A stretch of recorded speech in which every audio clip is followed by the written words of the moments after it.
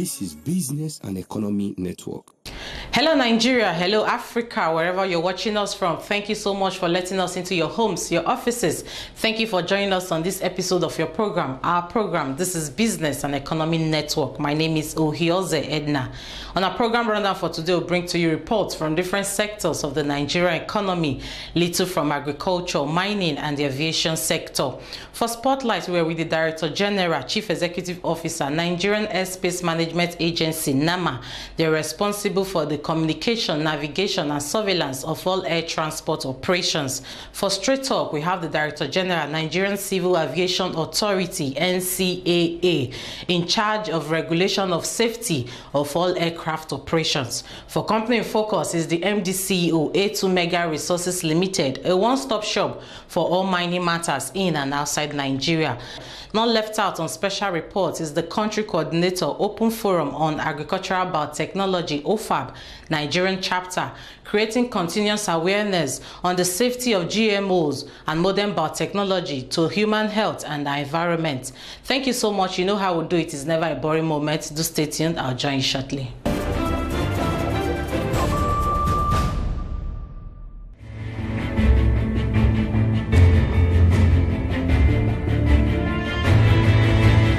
The Nigerian Airspace Management Agency, NAMA, is a very important part and plays a very significant role in aviation operations in Nigeria. NAMA is responsible for the communication, navigation, and surveillance of all air transport operations. To achieve goals and objectives, the right key must be put in place, which is human resource. At NAMA, best working conditions, trainings, and environments are provided. According to the Director General, Chief Executive Officer, Captain Fola Akikonto, in his words, he says, take care of employees and they will deliver and give their best. We must realize one thing, that the human person is the greatest key to any human success. So, treat the man right, put him in the right environment, give him the right opportunities, he will shine. When I got here, look, he didn't take rocket science. There was a requirement that said these people should get this much. And it had been there for 15 years. Can we afford it? Yes. We found out that, first of all, we determined that if we can afford it, we said, we gave a committee guidelines. Has this thing been implemented? Question 1. How much will it cost? Question 2. Can we afford it? Question 3. Can we execute it? When we said yes, yes, yes, execute it. Now, can you get good productivity from a hungry man? Can you get good productivity from an angry man? Can you get good productivity from a man who feels mistreated? So take care of him, recognize his rights, give him his rights, treat him right, he'll deliver. It's key. You want me to work for you? Take care of me, and I'll deliver. So make provision for him. Be worried, be fair to him, and he'll deliver to you. So, I believe, and I truly believe that I will succeed when I have a good working group with me. And I'll be fair to them. Once I've done that, way to go. I have a fantastic relationship with all of them. Ask them. Don't take my word for it. Why can't I go to the fan MD and say, this is my problem? I'm not asking him for what is ridiculous. If we have a problem, it is our common problem. We are all in here for the same purpose. Safe transportation of our customers from point A to B, be they goods or be they human beings. Now, we all chip in our little bits to make sure that the customer's experience is good from start to finish. Everybody, fan cannot contribute navigation guidance. That's my job. But if I provide good guidance and the runways are not good, it doesn't add up. So we must work together. Now, he's a service provider, I'm a service provider, we complement each other. NIMET is a service provider. We work together. If I don't have good weather information, I can't deliver it to the pilots. It can be an unsafe operation. Then there is the regulator.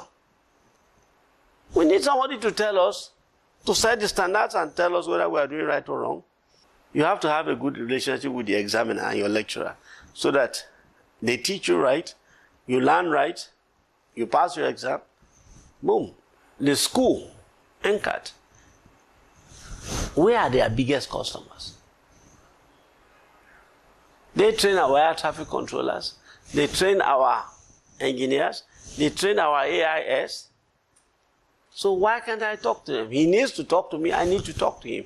If I have issues with the quality of the personnel that I'm getting back, I talk to him.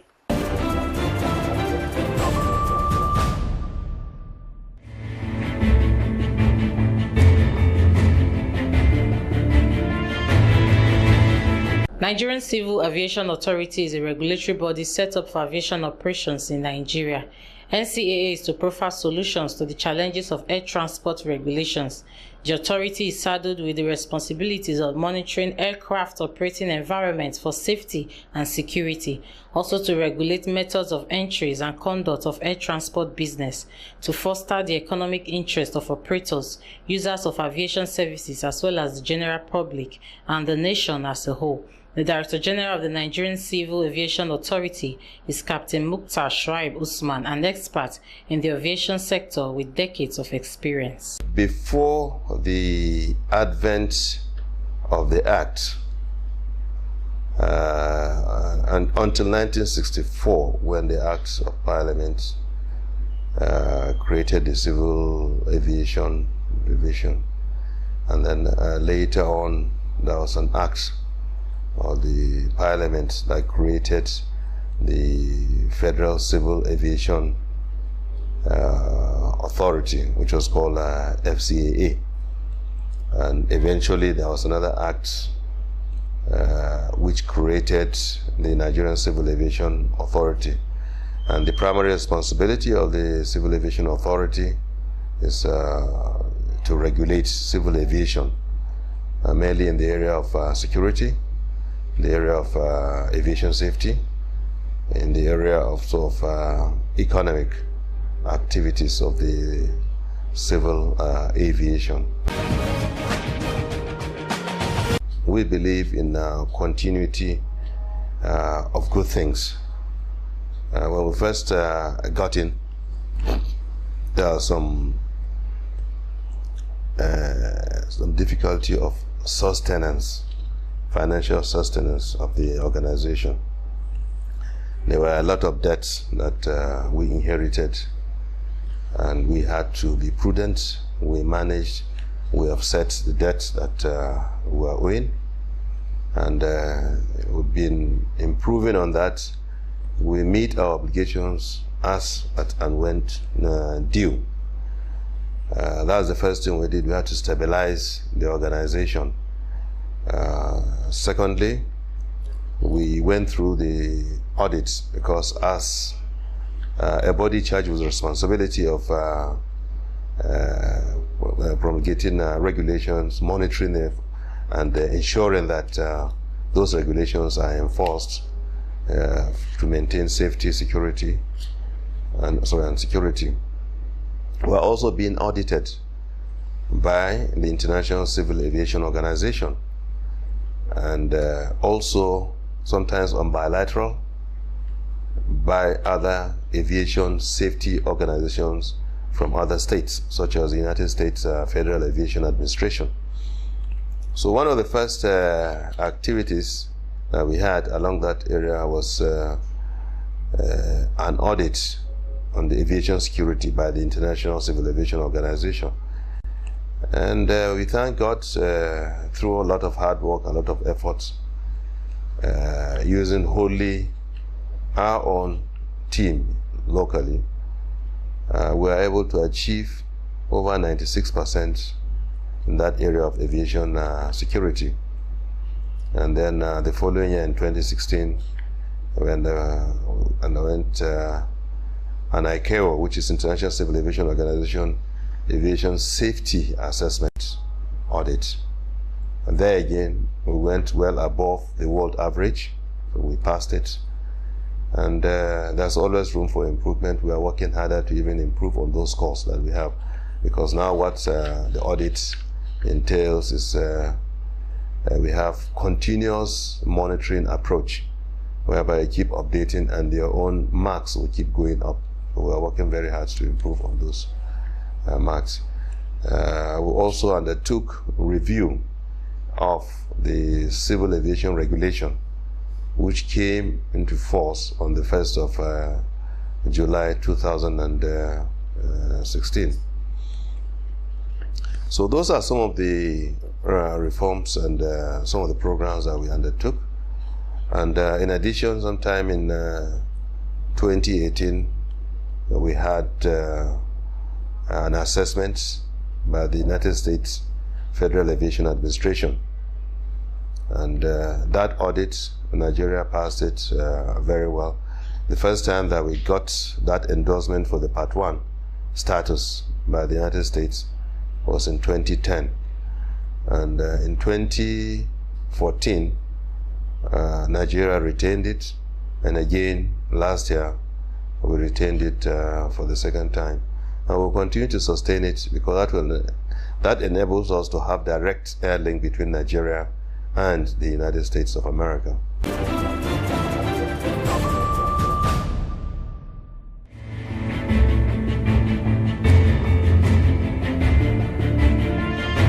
A2 Mega Resources Limited is a one-stop shop for all mining-related matters. Mr. Abbas Umar, the Managing Director, Chief Executive Officer, is reputable and experienced, having been born and trained in the mining sector. Over the years, he has been able to set up mining firms of notable success. He pointed out the challenges rocking the mining sector, which is lack of technicalities, and the issue of exporting our mined resources in their unprocessed state. Basically, the challenges of mining is, number one, the technicalities in it.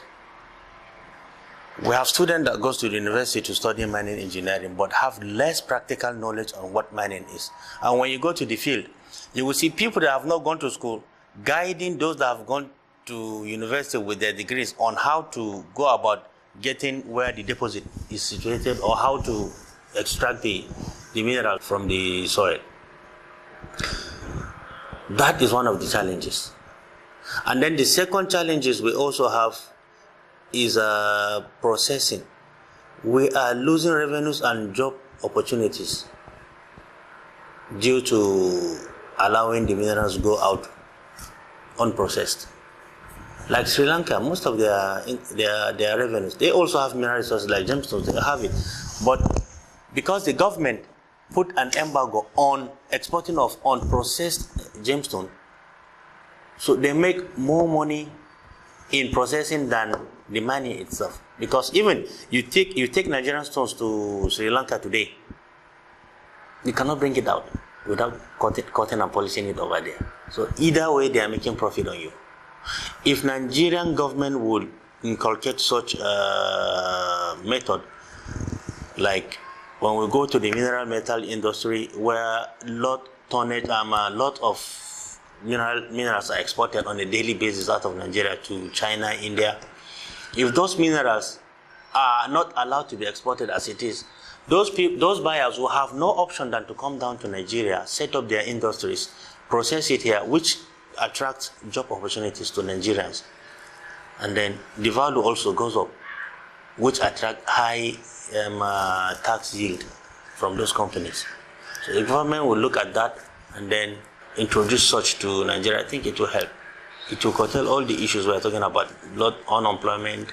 If mining was one of the major contributor to the GDP of the country in the past, now mining is contributing only 0.6% of the GDP. There has been a very good relationship between the government and the Miners Association of Nigeria. And To add up to that, there is an annual event organized by the Miners Association of Nigeria called the Nigerian Mining Week. But the Ministry of Mines has still hosted, like developing the association and then showcasing the Nigerian mining sector to the outside world. It's an international event that holds every October of every year. Sector being capital intensive is an issue also, but what I look at, the main issue is the technical and machinery aspect of it. There are some miners that need technical input before starting any operation, because without having a comprehensive geodata of a mining concession, you won't know where to start from. These things are not just like in one place you dig and you get to them. No, you have to carry on a comprehensive geological survey. Then know your area of concentration. Assuming you have 20 square kilometers of land, and then you are expecting to get something out from there. It can't be in the entire 20 square kilometers. It has to be in one particular area in that. So what I think government need to do to rectify such area is to strengthen the Nigerian Geological Survey Agency in order to make sure that before the license itself of any concession is being issued, let there be a comprehensive geological report or information on that particular site. It will help the operator himself to know where to start from, and that will prevent the operator from losing money. This is one of the reasons why banks doesn't want to release money to miners, because there is no anything to fall back on. The license does not have the value it looks like it has. That is one of the challenges when accessing fund.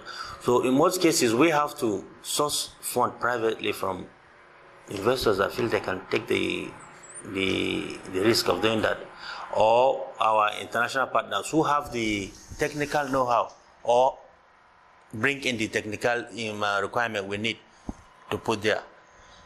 So I think if we really want to see mining as an avenue of contributing to the country's GDP and creating job opportunities, we have to look at that critical area. Then secondly, access to machineries. When we have a good geological data report, then we know, okay, this is where I'm going to concentrate on to work. We have your work plan.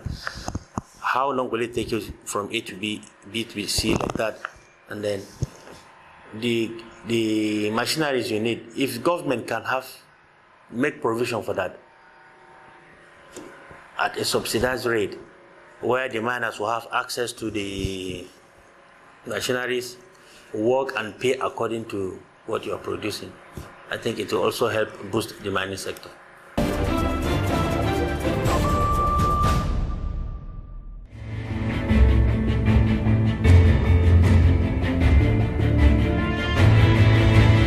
The Open Forum on Agricultural Biotechnology OFAB Nigerian chapter is headed by the country coordinator, Dr. Mrs. Rose Gidado.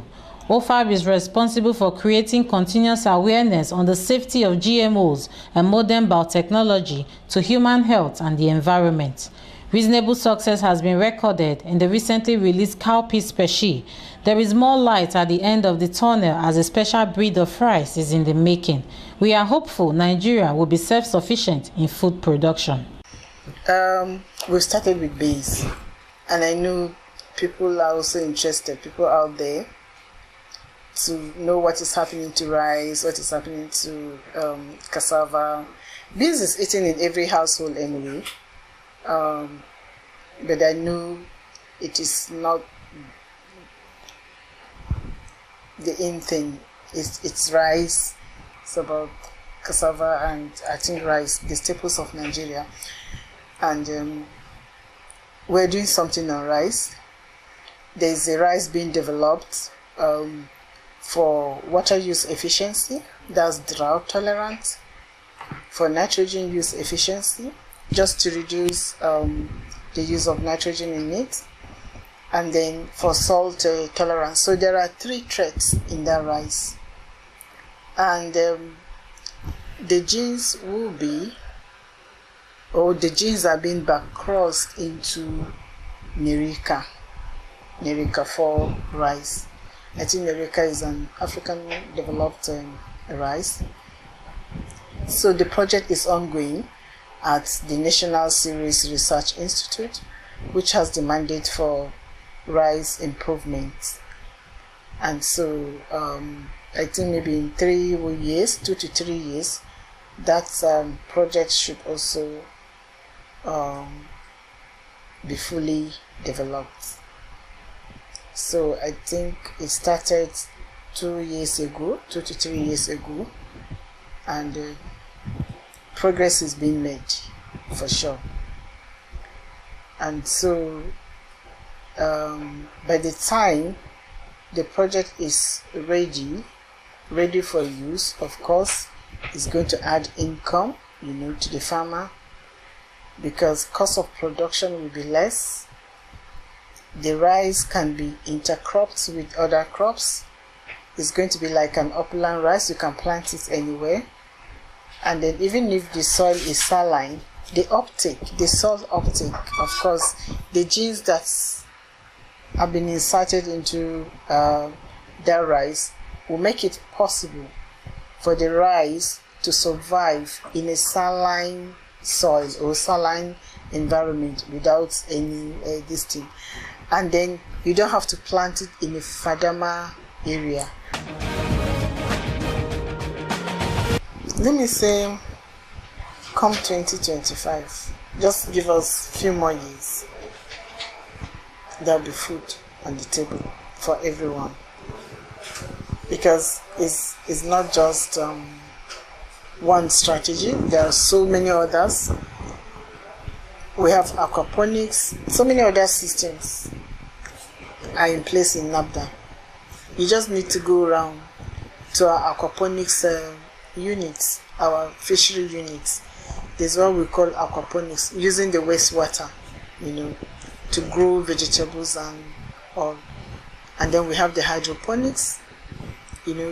It's also about using the water system to grow sorghum, maybe some other cereals that can sprout. In 9 days, you have a forage for the animals. I tell you, forage for the animals. And this can be replicated in many places. We can use it to actually solve this crisis, mitigate this crisis between the Fulani men, that's the herdsmen, and the farmers. Settle that dispute once and for all. Because the sorghum is available, in 9 days sorghum is ready. You can use alfalfa if sorghum is also a food crop or so.